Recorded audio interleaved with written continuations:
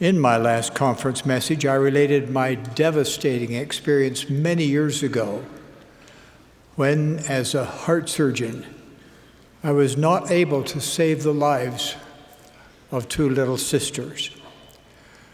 With permission of their father, I would like to say more about that family. Congenital heart disease afflicted 3 children born to Ruth and Jimmy Hatfield. Their first son, Jimmy Jr., died without a definitive diagnosis.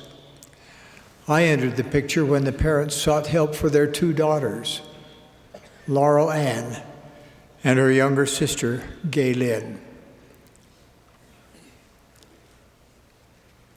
I was heartbroken when both girls died following their operations. Understandably, Ruth and Jimmy were spiritually shattered. Over time, I learned that they harbored lingering resentment toward me and the church. For almost 6 decades, I have been haunted by this situation and have grieved for the Hatfields. I tried several times to establish contact with them without success.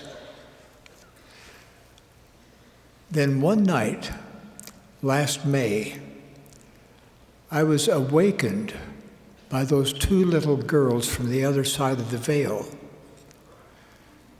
Though I did not see or hear them with my physical senses, I felt their presence.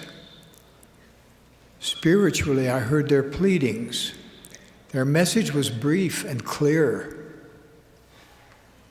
Brother Nelson, we are not sealed to anyone.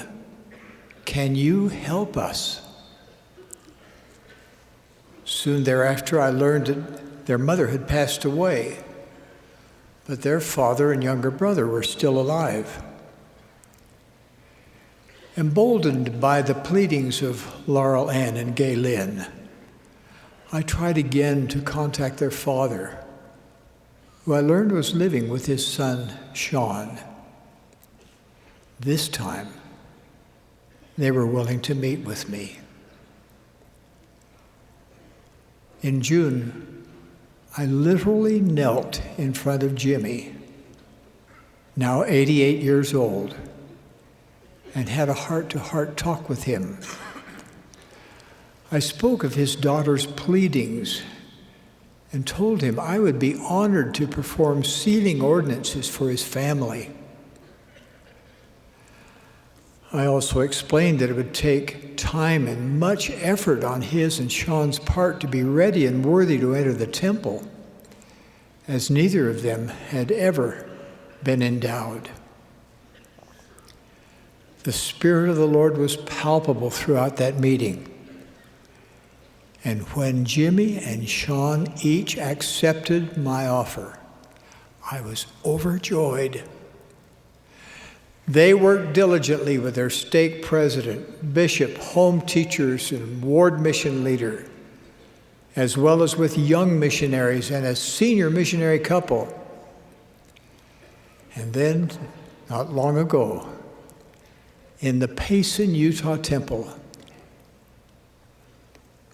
I had the profound privilege of sealing Ruth to Jimmy and their 4 children to them.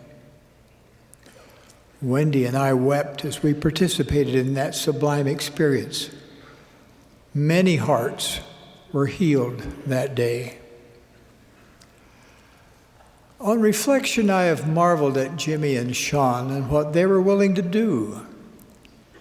They have become heroes to me.